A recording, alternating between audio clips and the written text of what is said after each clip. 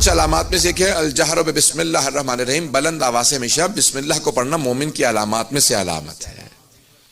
حتیٰ نماز میں جب ظہر و عصر اخفاء سے پڑھنا واجب ہے، پہلی 2 رکعت بھی ظہر و عصر کی دھیمی آواز میں پڑھنا، یعنی وسپر کرتے ہوئے پڑھنا، لیکن اس میں بھی بسم اللہ کو اونچی آواز سے پڑھیں، یہ مومن کی علامت ہے۔ اور کب سے علامت ہے؟ جب سے عداوت علی میں کسی شام والے نے بسم اللہ کو قرآن سے حذف کیا تو مولا نے بتایا کہ اب جتنے میرے ماننے والے ہوں گے وہ ہمیشہ بسم اللہ بھی اونچی آواز سے پڑھیں گے۔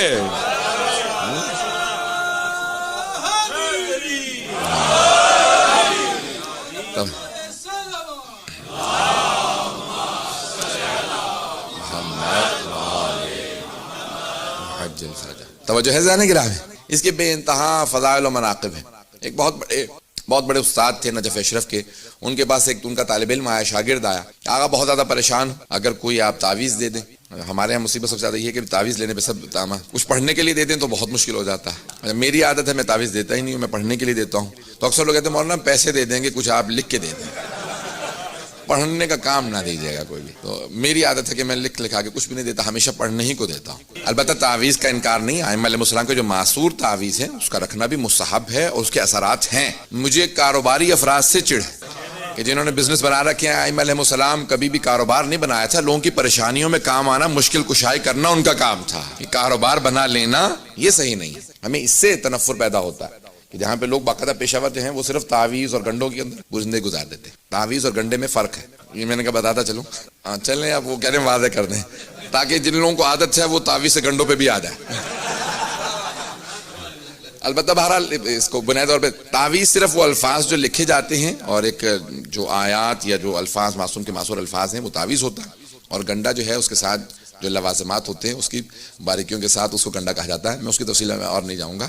تو اب عزیزان گرامی انہوں نے تعویذ لکھا، انہوں نے چھپا کے اس کے ہاتھ میں رکھا، کہا اس کو کھول کے پڑھنا مت، سن رہے ہیں، کیسے کھول کے پڑھنا مت، تعویذ اپنے پاس رکھنا، کام ہو جائے گا، پڑھنا مت۔ شاگرد گیا، واقعی کام ہو گیا، بہت خوش، اس نے کہا کام تو ہو گیا، ایک مرتبہ پڑھ کے تو دیکھوں یہ تعویذ میں کیا تھا۔ ایک مرتبہ اس نے کھولا تو اس میں لکھا تھا بسم اللہ الرحمن الرحیم۔ بڑا پریشان ہوگا، یہ وہی بسم اللہ جس کو میں دن میں 100 مرتبہ پڑھ لیتا ہوں، ہر کام سے پہلے، کھانے سے پہلے، نماز میں کتنی مرتبہ، یہ وہی بسم اللہ ہے۔ اب وہ جو کام ہو گیا تھا وہ دوبارہ بگڑنے لگا، واپس آیا، کہا استاد یہ آپ کا تعویذ اب کام کرنا بند ہو گیا۔ کہا تم نے پڑھ تو نہیں لیا؟ کیا پڑھنے سے کیا ہوتا ہے؟ کہا تعویذ کی کیونکہ تمہیں اہمیت کا پتہ نہیں ہے، تمہیں قدر بسم اللہ کا اندازہ نہیں ہے، اس لیے اس کا اثر ہونا بند ہو گیا۔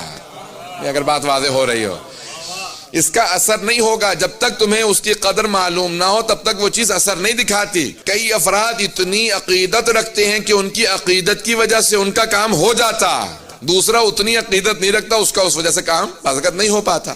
لیکن کہ ہم نے کہا کہ نہیں، اب یہ اثر نہیں کرے گی بسم اللہ، کیونکہ تمہیں اندازہ ہی نہیں ہے بسم اللہ کی اہمیت کیا ہے۔ مشہور و معروف جو واقعہ ہے کہ کازمین سے کسی عالم نے تقریر کی، بیچارہ مجلس میں بیٹھا ہوا تھا، اس نے سنا کہ بھی اگر بسم اللہ ایسا اثر رکھتی ہے کہ اگر آپ دریا کو بسم اللہ پڑھ کے پار کرنا چاہیں تو پار کر لیں گے۔ اس نے کہا یہ تو اچھا خاصا خرچہ بچ گیا، کل سے میں دجلہ کو ویسے ہی پار کر لیا کروں گا، یہ فرات اتنا پیسہ کیوں، میں اللہ کا انتظار کروں، کشتی آئے بیٹھوں پیسے دوں پھر۔